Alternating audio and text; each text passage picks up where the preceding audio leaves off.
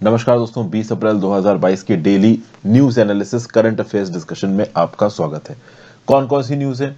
तो आईएमएफ की एक रिपोर्ट आई है जिसमें यूक्रेन वॉर के चलते इंडिया की फोरकास्ट को, जीडीपी ग्रोथ की फोरकास्ट को 8.2% किया गया है। यूरोपियन यूनियन की फोरकास्ट कितनी घटी है, चाइना की कितनी घटी है, यूएस की कितनी घटी है, इन सब इंडिकेटर्स को यहां पे बताया गया। फिर निर्मला सीतारमण जी रिसेंटली गई हुई है वॉशिंगटन डीसी, और वॉशिंगटन डीसी में जाके उन्होंने यूक्रेन वॉर के चलते इंडिया के जो इन्वायरमेंटली सस्टेनेबल प्लान्स का इंप्लीमेंटेशन, उस पर इफेक्ट आने की बात की है। मतलब ओवरऑल इंडिया का जो प्लान था कि हम कोल को कम इस्तेमाल करेंगे, non fossil fuel sources renewable energy को ज्यादा इस्तेमाल करेंगे, नेचुरल गैस को ज्यादा इस्तेमाल करेंगे, कहीं ना कहीं यूक्रेन वॉर के चलते इंडिया के प्लान्स पे इफेक्ट आएगा।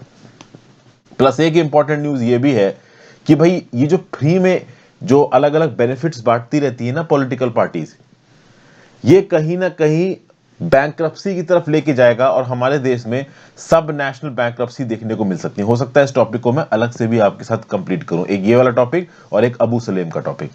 फिर वर्ल्ड फूड प्रोग्राम का ये बताना है कि भाई 2 करोड़ लोग भूखमरी की कगार पे हैं हॉर्न ऑफ अफ्रीका में। हॉर्न ऑफ अफ्रीका की ज्योग्राफिकल लोकेशन देखेंगे। फिर भाई महिंदा राजपक्सा ने श्रीलंका में बोला है कि प्रेसिडेंशियल पावर्स को कट डाउन करूंगा, 19th अमेंडमेंट को फिर से वापस लेके आएंगे, 20th अमेंडमेंट को कुछ समय के लिए हटा देंगे। क्या बोल रहे हैं यहाँ पे महिंदा राजपक्सा, इसको देखने की कोशिश करेंगे। और चाइना ने एक सिक्योरिटी पैक्ट साइन किया सोलोमन आइलैंड के साथ। जिस बात का ऑस्ट्रेलिया को डर था, यूएस का डर था, वही यहां पे हो गया है। चाइना का ये पैक्ट क्या है सोलोमन आइलैंड के साथ, इसको यहां पे समझने की कोशिश करेंगे। तो इतनी न्यूज मैं आपके साथ डिस्कस करने वाला हूं। वर्ड ऑफ द डे देख लेते हैं, पॉलीग्लॉट। पॉलीग्लॉट मतलब जिसको बहुत सारी भाषाएं आती हो, जो एक से ज्यादा, इनफैक्ट बहुत सारी जगहों पे तो 4 से ज्यादा, 5 से ज्यादा भाषाओं बोलने वालों को पॉलीग्लॉट कहा जाता है। तो बेसिकली जो बहुत ज्यादा भाषा बोल सके, जिसको ज्ञान है बहुत सारी भाषाओं का, उसको मल्टीलिंगुअल भी बोलते हैं और उसको पॉलीग्लॉट भी बोलते हैं। ठीक है भाई, चलिए वीडियो पे लाइक का बटन दबा दीजिए दोस्तों, चैनल को शेयर और सब्सक्राइब नहीं किया कर लीजिए, इंस्टाग्राम पे फॉलो कर लीजिए, टेलीग्राम ग्रुप ज्वाइन कर लीजिए, दोनों चीजों का लिंक नीचे दिया हुआ है। टेलीग्राम ग्रुप में आपको इस पर्टिकुलर लेक्चर की पीडीएफ मिल जाएगी। If possible for you friends, click the join button, that will be specifically very helpful.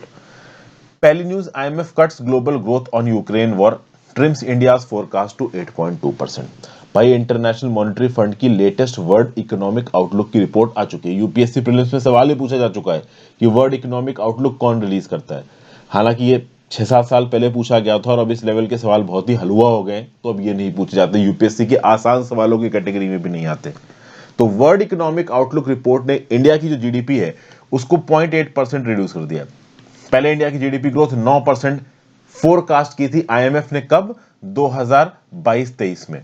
लेकिन अभी के लिए फोरकास्ट 8.2% पे आ गया है आईएमएफ के हिसाब से, और इसकी एक वजह है रशिया यूक्रेन वॉर। और 2023-24 में इंडिया की इकोनॉमी ग्रो करेगी बाय 6.9%, ऐसा आईएमएफ का बोलना है। आईएमएफ ने ये बेसिकली अगले 2 साल का प्रोजेक्शन दिया है। हालांकि अब आपको समझना पड़ेगा कि इंडिया में जो फाइनेंशियल ईयर चलता है वो 1 अप्रैल से 31 मार्च चलता है, लेकिन ओवरऑल आईएमएफ जो प्रोजेक्शंस यहां पे दे रहा है वो साल बाय साल दे रहा है। जैसे 2021 के दे रहा है, 2022 के दे रहा है, 2023 के दे रहा है। क्योंकि अब ऑब्वियस सी बात है, हमारे फाइनेंशियल ईयर के हिसाब से आईएमएफ नहीं चलता। ठीक है, तो इस पॉइंट पे कंफ्यूज मत होना। फिर अगर आप देखो तो अगले 2 सालों में, मतलब इस साल में 2022-23 में इंडिया ग्रो करेगा 8.2%, और अगले साल 2023-24 में इंडिया ग्रो करेगा 6.9%। तो ये जो ग्रोथ है इंडिया की, वन ऑफ द फास्टेस्ट बताई जा रही है। क्योंकि इस कैलेंडर ईयर में वर्ल्ड इकोनॉमी ग्रो करेगी 3.6%, 2021 में वर्ल्ड इकोनॉमी ग्रो करी थी 6.1%, लेकिन इस साल ग्रो करेगी 3.6%। यूक्रेन के इकोनॉमिक पैरामीटर्स अच्छे खासे बिगड़ गए हैं। यूक्रेन की इकोनॉमी 35% से घटेगी 2022 में। एक जबरदस्त स्लो डाउन निकल के आएगा यूक्रेन के अंदर, और ऑब्वियस बात है यूक्रेन इस समय पे वॉर में इन्वॉल्व है, तो डेफिनेटली उनकी इकोनॉमी नीचे ही जाने वाली है। वहीं पे अगर बात की जाए रशिया की इकोनॉमी पे कितना इंपैक्ट पड़ेगा, तो रशिया के कंटेक्स्ट में बताया जा रहा है कि रशिया की इकोनॉमी इस साल 8.5% घटेगी 2022 में, और अगले साल 2023 में 2.3% घटेगी। ठीक है भाई, जापान और इंडिया की इकोनॉमिक ग्रोथ काफी कम होती नजर आ रही है इस रशिया यूक्रेन वॉर के चलते। जो पोटेंशियल एक्सपोर्ट्स थे वो जापान इंडिया के कम हो सकते हैं रशिया यूक्रेन वॉर के चलते। फिर ऑयल प्राइसेस के दाम बढ़े हुए हैं, तो इसके चलते जो डोमेस्टिक कंजम्पशन और इन्वेस्टमेंट है जापान और इंडिया के अंदर वो भी कम हो सकता है, जिससे ऑब्वियस सी बात है ग्रोथ और जीडीपी जो इंक्रीज रेट है वो भी घटेगा। फिर सप्लाई चेन्स टूट रही है, ऑयल प्राइसेस बढ़ रही है, उससे फूड और फ्यूल प्राइसेस बढ़ेंगे जो कि गरीब लोगों को, वल्नरेबल पॉपुलेशन को इंपैक्ट करेंगे। ठीक है भाई। प्लस बहुत सारी कंट्रीज यहां पे रशिया के ऊपर सैंक्शंस लगा रही हैं। अब जब रशिया को आप टारगेट कर रहे हो तो रूल बेस्ड फ्रेमवर्क वायलेट हो रहे हैं, ठीक है ना। सैंक्शंस के तौर पे रशिया के ऊपर कुछ रिस्ट्रिक्शंस लगाई जा रही हैं, हर कंट्री रशिया के साथ ट्रेड नहीं कर सकती, तो कहीं ना कहीं ओवरऑल ये जो ओपननेस थी इकोनॉमी की, ये भी यहां पे इफेक्ट हो रही है। और चूंकि चाइना में लॉकडाउन वगैरह लगा हुआ है कोरोना के चलते, तो उसकी वजह से भी कुछ सप्लाई चेन डिसरप्शंस यहां पे देखने को मिलेंगे। यूएस की बात की जाए तो यूएस की इकोनॉमी 2022 में 3.7% बढ़ेगी, 2023 में 2.3% बढ़ेगी। ये 0.3 परसेंटेज का डिक्रीज है। जनवरी में जो वर्ल्ड इकोनॉमिक आउटलुक की रिपोर्ट आई थी उसके रिस्पेक्ट में यूएस की इकोनॉमी की जो ग्रोथ रेट है उसको 0.3% कम किया गया। क्यों कम किया गया? क्योंकि जो बाइडेन का ये जो build back better infrastructure package था ना, ये यूएस कांग्रेस में पास नहीं हो पाया। बिल्ड बैक बेटर प्लान क्या था? एक लेजिस्लेटिव फ्रेमवर्क था जिसको यूएस प्रेसिडेंट जो बाइडेन ने इंट्रोड्यूस किया था। यहाँ पे सोशल सर्विसेज लाएंगे, वेलफेयर लाएंगे, इंफ्रास्ट्रक्चर लेके आएंगे, क्लाइमेट चेंज के साथ लड़ेंगे। तो इसके लिए एक मैसिव पैकेज यहाँ पे जो बाइडेन लाने की कोशिश कर रहे थे, लेकिन ये फाइनेंशियल बिल कांग्रेस से पास ही नहीं हुआ। फिर भाई यूएस के अंदर अगर आप देखो तो पॉलिसी रेट बढ़ाए जा रहे हैं, इंटरेस्ट रेट बढ़ाए जा रहे हैं। इंटरेस्ट रेट बढ़ाए जा रहे हैं तो मार्केट में पैसा ज्यादा रेट पे मिलेगा, कम रेट पे नहीं मिलेगा, तो आपके लिए लिक्विडिटी कम हो जाएगी। लिक्विडिटी कम हो जाएगी तो भी कहीं ना कहीं ग्रोथ के ऊपर इंपैक्ट आएगा। क्योंकि आपको पता होना चाहिए कि ग्रोथ को मेंटेन करने के लिए ही आरबीआई लेके आता है चीप मॉनेटरी पॉलिसी, या कह लीजिए फेडरल रिजर्व लेके आता है यूएस के अंदर चीप मॉनेटरी पॉलिसी, जिसके चलते कम इंटरेस्ट रेट पे मार्केट में पैसा घूमता है। लेकिन जब इंटरेस्ट रेट बढ़ाए जाते हैं, जो कि अभी दुनिया भर में बढ़ाए जा रहे हैं, तब मार्केट में यही पैसा ज्यादा इंटरेस्ट रेट पे पहुंचता है, लोग जल्दी लेते नहीं है उधार, लिक्विडिटी कम हो जाती है, ग्रोथ थोड़ी बहुत रुक जाती है। चाइना की बात की जाए तो भाई चाइना 2021 में 8.1% बढ़ा है। जब सारी इकोनॉमीज गिर रही थी चाइना बढ़ रहा था। इस साल 2022 में 4.4% की ग्रोथ होगी, 2023 में 5.1% की ग्रोथ होगी। चाइना के अंदर जो रियल एस्टेट इन्वेस्टमेंट है इसके ऊपर भी इंपैक्ट आ रहा है। प्लस चाइना के अंदर चूंकि लॉकडाउन वगैरह लगे हुए हैं तो अर्बन एम्प्लॉयमेंट उनका लूज हो रहा है। रिपीटेड लॉकडाउन के चलते जो प्राइवेट कंजम्पशन है वो चाइना में इफेक्ट हो रहा है। तो चाइना के हालात भी यहाँ पे बहुत अच्छे नहीं है। अगर यूरो एरिया की बात करो, यूरोप की बात करो, तो वो इस साल 2.8% बढ़ेगा, अगले साल 2.3% बढ़ेगा। ये सब बातें यहाँ पे बताई गई। बेसिकली यूरोप के ऊपर भी जो डिसरप्टेड सप्लाई चेन्स है इसका इंपैक्ट आएगा। रशिया का जो इन्वेजन है यूक्रेन का, इसके इफेक्ट्स 4 अलग अलग चैनलों के थ्रू आ रहे हैं। पहली बात तो कमोडिटी के दाम बढ़ रहे हैं, वो कमोडिटी जो सीधे सीधे यूक्रेन और रशिया एक्सपोर्ट करते थे। दूसरा, वो कंट्रीज जिनका रशिया के साथ या यूक्रेन के साथ ट्रेड लिंक है उनके ऊपर इंपैक्ट आ रहा है। तीसरा, क्रॉस बॉर्डर प्रोडक्शन नेटवर्क से इफेक्ट हो रहे हैं। तो एक इनपुट मान लो एक कंट्री में बनता है और फिर वो इनपुट दूसरी कंट्री में जाता है फाइनल प्रोडक्ट बनने के लिए। जैसे नियॉन गैस थी, अब नियॉन गैस यूक्रेन में बनती थी, रशिया में बनती थी। ये नियॉन गैस बाकी देशों में एक्सपोर्ट की जाती थी, हांगकांग में, ताइवान में, यूएस में, और फिर इनसे बनाई जाती थी सिलिकॉन चिप्स। तो सिलिकॉन चिप्स सीधे सीधे नहीं बन रही थी यूक्रेन और रशिया में, लेकिन सिलिकॉन चिप्स को बनाने के लिए जो नियॉन गैस चाहिए थी वो यूक्रेन रशिया में बन रही थी। लेकिन अब वो नियॉन गैस बननी बंद हो गई, तो ये कह सकते हो कि आप क्रॉस बॉर्डर प्रोडक्शन नेटवर्क से इफेक्ट हुए। और चौथा भाई, सैंक्शंस तो यहाँ पे लाया गए हैं रशिया की इकोनॉमी को पैरालाइज करने के लिए। इंडियन और वर्ल्ड इकोनॉमी में पर्टिकुलर न्यूज आपको काम आएगी। फिर नेक्स्ट न्यूज है India's move away from coal hampered by Ukraine war. देखिए, निर्मला सीतारमन जी वॉशिंगटन डीसी गई हुई हैं और वहां पे अटलांटिक काउंसिल जो कि एक थिंक टैंक है उसके द्वारा एक राउंड टेबल ऑर्गेनाइज किया गया है। और वहां पे निर्मला सीतारमन जी ने एक स्टेटमेंट दिया। क्या स्टेटमेंट दिया? One calculation which I think we had in our mind was that transition away from coal will be enabled by natural gas. देखिए, होता यह है कि जितना आप कह लो वेस्ट गैसेस 1 किलो कोयला एमिट करता है, उससे आधी waste gases natural gas emit करती है। नेचुरल गैस भी पॉल्यूशन करता है बट कोयले से बहुत कम करता है, आधा करता है। तो अगर आप कोयले के अल्टरनेटिव की तरह देख रहे हो किसी फ्यूल को, तो सबसे इंपॉर्टेंट हो जाता है यहाँ पे नेचुरल गैस। रेन्यूएबल में टाइम लगेगा ना, तो जो नॉन रेन्यूएबल सोर्सेज है उनकी पहले बात हो रही है यहाँ पे। तो इसीलिए अगर कोल की बजाय नेचुरल गैस मिल जाए तो भी बढ़िया है। तो इंडिया का टारगेट ये था कि अभी के लिए हम नेचुरल गैस को एक ट्रांजिशन फ्यूल की तरह इस्तेमाल कर लेंगे। लेकिन यूरोप में जो सिचुएशन चल रही है उसके चलते नेचुरल गैस, क्रूड ऑयल, कोल सबके दाम बढ़ गए। अब इंडिया के पास कोल तो है बट नेचुरल गैस और क्रूड ऑयल हमारे पास उतना है नहीं, तो हमें बाहर से मंगाना पड़ता है। तो अभी के लिए जो नेचुरल गैस मंगा के हम कोल को हल्का फुल्का रिप्लेस कर सकते थे, वो हम अभी के लिए नहीं कर पाएंगे। ज्यादातर दुनिया की जो रिक्वायरमेंट है इस समय पे एनर्जी की, वो क्या तो कोल पूरा कर रहा है, या ऑयल पूरा कर रहा है, या नेचुरल गैस पूरा कर रहा है। तो नेचुरल गैस के साथ की मदद से हम कोल को रिप्लेस करने की कोशिश कर सकते थे जब तक रिन्यूएबल एनर्जी पूरी तरीके से प्ले में नहीं आ जाती, लेकिन अभी के लिए वो चीज हैम्पर हो जाएगी, क्योंकि नेचुरल गैस के दाम बहुत ज्यादा बढ़ गए हैं। यहाँ पे इंडिया के ऊपर यूएस का प्रेशर है कि रशिया से एनर्जी इंपोर्ट मत करो, जबकि जयशंकर साहब साफ साफ खड़े होकर बोल चुके हैं कि भाई जितना इंडिया एक महीने में रशिया से गैस इंपोर्ट करता है, उतना यूरोप एक आफ्टरनून में कर लेता है। अगर आप देखो तो रशिया से जो भी टोटल एनर्जी इंपोर्ट करता है इंडिया, रशिया से केवल 1 से 2% एनर्जी आती है। और चूंकि हमको डिस्काउंटेड प्राइस में मिल रही, तो डेफिनेटली हम रशिया से एनर्जी खरीदेंगे। ओके, लेकिन निर्मला सीतारमण जी ने यहां पे ये भी क्लैरिफाई कर दिया है कि इसका मतलब ये नहीं है कि जो रिन्यूएबल एनर्जी के हमारे कमिटमेंट्स है हम उनको छोड़ रहे हैं। रिन्यूएबल एनर्जी की कमिटमेंट्स और टारगेट्स, इन दोनों को ही इंडिया पूरा करेगा, उसको हम किसी भी हाल में इग्नोर नहीं कर रहे हैं। Okay, United Nations climate change conference, जो 26th कॉन्फ्रेंस ऑफ पार्टी हुई थी ग्लासगो स्कॉटलैंड में लास्ट नवंबर 2021 में, उसमें इंडिया और चाइना ने साफ साफ ये बोला था कि भाई देखिए, हम पूरी तरीके से कोल को अभी फेज आउट नहीं कर सकते, हम इसको यूज को थोड़ा कम कर सकते हैं, फेज आउट नहीं कर सकते। इंडिया ने तो यह भी बोला था कि हमें डेवलप्ड कंट्रीज से $1 ट्रिलियन का क्लाइमेट फाइनेंसिंग में कमिटमेंट चाहिए, ताकि ओवरऑल हम क्लाइमेट इफेक्टिव आइडियाज को ग्राउंड लेवल पे इंप्लीमेंट कर सकें। नरेंद्र मोदी जी ने यह बोला कि भाई 2030 तक इंडिया ये कोशिश करेगा कि 500 गीगावाट हमारे पास रिन्यूएबल एनर्जी इंस्टॉल्ड हो। ओके, और हमारी 50% रिक्वायरमेंट 2030 तक पूरी हो रिन्यूएबल एनर्जी से, और जो हम 2070 तक हम लोग नेट जीरो एमिशंस के टारगेट को पूरा कर लेंगे। देखिए, नेट जीरो एमिशंस के टारगेट को 2050 तक पूरा करने की बात की जा रही है, अगर ग्लोबल वार्मिंग को 1.5 या 2 डिग्री सेंटीग्रेड तक रोकना है। हमारी कंट्री ने साफ साफ बोल दिया 2070 तक क्लाइमेट न्यूट्रल, चाइना ने बोला है 2060 तक climate neutral, 500 gigawatt renewable energy 2030 तक, और 50% हमारी एनर्जी रिन्यूएबल एनर्जी से हम लेंगे 2030 तक। ये मोदी जी ने टारगेट यहां पे अनाउंस किया है। एक और चीज यहां पे बोली गई है कि भाई जो कार्बन इंटेंसिटी है इकोनॉमी की, वो हम 45% तक ले आएंगे, मतलब टू लेस देन 45%, मतलब carbon intensity of the economy को 2030 तक हम 45% से कम ले आएंगे। वैसे तो मैंने आपको बहुत बार पहले समझाया है, नीचे कमेंट बॉक्स में बताओ यहाँ पे कार्बन इंटेंसिटी का क्या मतलब है। लेट्स सी आपको कितना यहाँ पे पता है। ओके, जीएस पेपर 2 और 3 में ये पर्टिकुलर न्यूज आपको काम आएगी।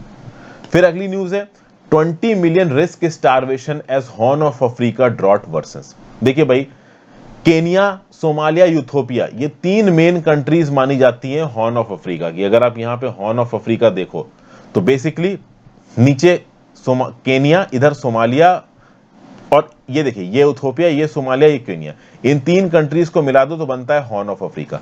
हालांकि अगर आप हॉर्न ऑफ अफ्रीका की ब्रॉडर डेफिनेशन लोगे तो ये जो डिजिबूती नाम का देश है, ये जो एरिट्रिया नाम का देश है, ये जो सूडान नाम का देश है, साउथ सूडान नाम का देश है, युगांडा है, ये सब कहीं ना कहीं हॉर्न ऑफ अफ्रीका की डेफिनेशन में आ जाते हैं। अगर आप एक ब्रॉड डेफिनेशन लेते हो, अगर आप एक नैरो डेफिनेशन लेते हो तो आप कह सकते हो कि इथोपिया, सोमालिया, केनिया, ये 3 आते हैं हॉर्न ऑफ अफ्रीका में, क्योंकि हॉर्न मतलब एक सींग सा बाहर निकला हुआ। अब बिल्कुल ही सींग की बात करोगे तो सींग में सोमालिया, इथोपिया, केनिया 3 बड़ी कंट्रीज नजर आएंगी, इसलिए इन 3 का नाम लिया जाता है। ब्रॉडर डेफिनेशन में क्या क्या आ जाता है मैंने आपको यहाँ पे बता दिया। बहरहाल न्यूज यहाँ पे ये है कि ये जो कंट्रीज है केनिया, सोमालिया, इथोपिया, हालात बहुत खराब है यहाँ पे। ओवरऑल अगर आप देखो तो 1 महीने लंबा ड्रॉट चल रहा है। इस समय पे बारिश आ जानी चाहिए थी, इस इलाके में बारिश आई नहीं है, ठीक है ना। क्रॉप्स बर्बाद हो रहे हैं, लाइव स्टॉक यहाँ पे मर रहे हैं, एक प्रकार का ह्यूमैनिटेरियन कैटास्ट्रॉफ चल रहा है इस पर्टिकुलर इलाकों में। लोगों के पास खाना नहीं है, पानी नहीं है, रेनी सीजन यहाँ पे आया नहीं है। अभी के लिए देखा जाए तो 14 मिलियन लोग अफेक्टेड हैं, 1 करोड़ 40 लाख लोग अफेक्टेड हैं यहाँ पे, और ये 14 मिलियन लोग 20 मिलियन में कन्वर्ट हो सकते हैं 2022 में, अगर जल्द ही सिचुएशन को सॉर्ट आउट नहीं किया गया। मतलब 6 मिलियन 60 लाख लोग यहाँ पे और फूड क्राइसिस से गुजर सकते हैं। अगर आप सिर्फ सोमालिया की बात करो तो सोमालिया में 6 मिलियन सोमालीज, 40% जो उनकी आबादी है वो extreme level of food insecurity से गुजर रही है, और बड़ा ही जबरदस्त किस्म का फैमिन ऑलरेडी यहाँ पे चल रहा है, ऐसा वर्ल्ड फूड प्रोग्राम का बोलना है। केनिया की बात की जाए तो केनिया में 500,000 लोग, लगभग 5 लाख लोग हंगर क्राइसिस के ब्रिंक पे हैं। जो नॉर्दर्न कम्युनिटी है केनिया की, वो लाइव स्टॉक के ऊपर डिपेंडेंट है और गर्मी के कारण इनका लाइव स्टॉक भी यहाँ पे मर रहा है। पिछले 2 सालों में जो नंबर ऑफ केनियंस है जिनको फूड असिस्टेंस की जरूरत है, इनका नंबर 4 गुना बढ़ चुका है। इथोपिया की बात कीजिए तो साउथ और साउथ ईस्टर्न इथोपिया में भाई गजब का लेवल का ड्रॉट आया, सूखा पड़ा है। उसके साथ साथ अगर आप नॉर्थ में देखो तो इथोपियन आर्मी टिग्रन रेबल्स के साथ एक लड़ाई कर रही है, तो जंग भी जारी है यहाँ पे। इतना तगड़ा ड्रॉट फेमिन है लेकिन लड़ाई यहाँ पे जारी है, तो हालात बहुत खराब है। UN food and agriculture organisation का बोलना है कि एक तो लड़ाई हो रही है इथोपिया में, ऊपर से गरीबी, ऊपर से एक लोकस्ट इन्वेजन भी आ रखा है अफ्रीका के अंदर। फसलें तबाह हो रही, जो थोड़ी बहुत पैदा हो रही है, पानी है नहीं, बारिश हो नहीं रहा, पीने का पानी नहीं, खाने को खाना नहीं, हालात बहुत खराब है। और इन हालात को और एक्साकर्बेट कर दिया यूक्रेन क्राइसिस ने। पहले तो यूक्रेन और रशिया दोनों ही वीट एक्सपोर्ट करते थे और बहुत हद तक वर्ल्ड फूड प्रोग्राम इन्हीं 2 कंट्रीज से अपना वीट उठाता था। अब वो वीट भी यहाँ पे नहीं पहुंच रहा है, वो भी खाने को यहाँ पे लोगों को नहीं मिल रहा है। इमरजेंसी बेसिस पे वर्ल्ड फूड प्रोग्राम को $473 मिलियन की फंडिंग चाहिए, तब जाके वो यहाँ पे लोगों को खाना खिला पाएंगे, लेकिन इतनी फंडिंग अभी के लिए तो आ रही नहीं है। फूड एंड एग्रीकल्चर ऑर्गेनाइजेशन जो कि कहीं ना कहीं वर्ल्ड फूड प्रोग्राम को चलाता है, इसका बोलना है कि 60% फंड्स से भी कम है इनके पास 15 लाख लोगों को खाना खिलाने के लिए इन 3 देशों में।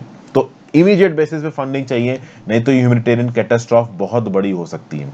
वैसे 2017 में भी ईस्ट अफ्रीका में एक ड्रॉट आया था, अगर आप देखो तो लगभग 2,60,000 लोग मर गए थे, जिसमें आधे बच्चे थे जिनकी उम्र 6 साल से कम थी, जब 2011 में ड्रॉट आया था ईस्ट अफ्रीका में। खासकर ये जो सोमालिया है, सोमालिया की हालत तो बहुत ही खराब है। ऊपर से extreme weather events, global warming के चलते साइक्लोन्स की और ओवरऑल क्लाइमेट चेंज की फ्रीक्वेंसी और इंटेंसिटी को अफेक्ट कर रहे हैं। तो ये बात है। हॉर्न ऑफ अफ्रीका के बारे में मैंने आपको बता दिया। इथोपिया की आबादी लगभग कितनी है? 9 करोड़ 66 लाख। इरिट्रिया कितनी है? 64 लाख। सोमालिया कितनी है? 1 करोड़ 4 लाख। डिजिबूती कितनी है? 81 लाख। सॉरी, डिजिबूती के 0.81 million 8 lakh. GS paper 2 issues of poverty and hunger international news में आपको न्यूज काम आएगी।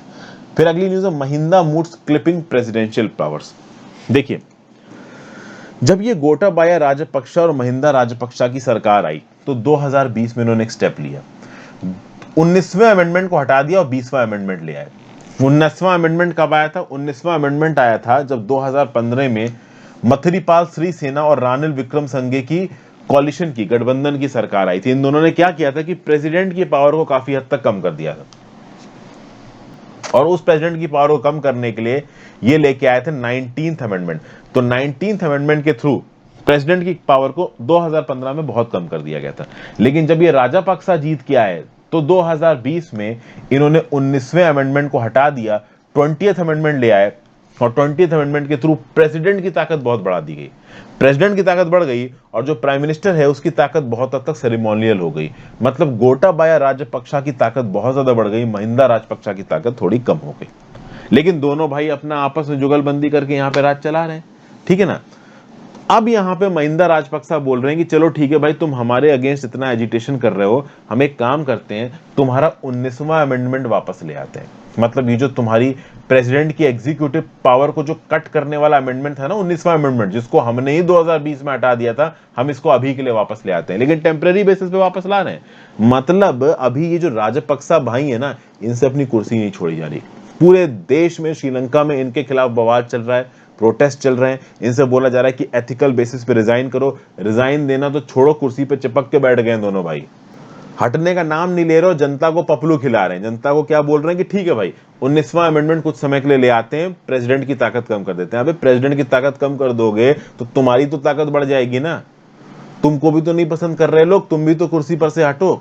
तो हालात बहुत खराब हैं। ये उल्टे सीधे टेम्पररी टाइप के आइडिया देके महिंदा राजपक्षा, गोटाबाया राजपक्षा अपनी कुर्सी पे बने रहना चाहते हैं। कुर्सी इनसे कतई नहीं छोड़ी जा रही, मॉरल रिस्पॉन्सिबिलिटी लेने तक को ये लोग यहाँ पे तैयार नहीं है। तो ओवरऑल ये यहाँ पे न्यूज है।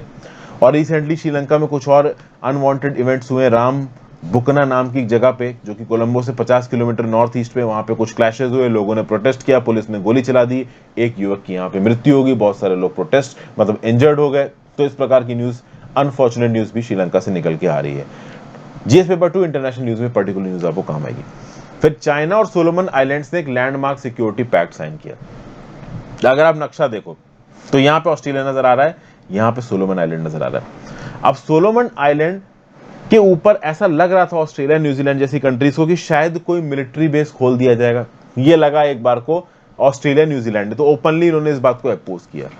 अब एक्चुअली में डिटेल्स कुछ ऐसी निकल के आई कि चाइना ने सोलोमन आइलैंड के साथ सिक्योरिटी पैक्ट साइन किया और इस सिक्योरिटी पैक्ट के अंदर सोशल ऑर्डर को मेंटेन करने में, लोगों की लाइफ और प्रॉपर्टी को सेव करने में, ह्यूमैनिटेरियन असिस्टेंस और नेचुरल डिजास्टर रिस्पांस में चाइना सोलोमन आइलैंड की मदद करेगा। सोलोमन आइलैंड ने यहाँ पे क्लियरली बोला है कि भाई हम कोई मिलिट्री बेस नहीं खोलने दे रहे हैं, लेकिन अपनी सोशल सिक्योरिटी के लिए हम चाइना से मदद ले रहे हैं। अब किस स्पेशल प्रकार की स्पेशल सिक्योरिटी यहाँ पे चाइनीज देंगे, क्या चाइना की मिलिट्री को यहाँ पे सोलोमन आइलैंड पे डिप्लॉय किया जाएगा, इसके बारे में बातें अभी बहुत क्लियर है नहीं।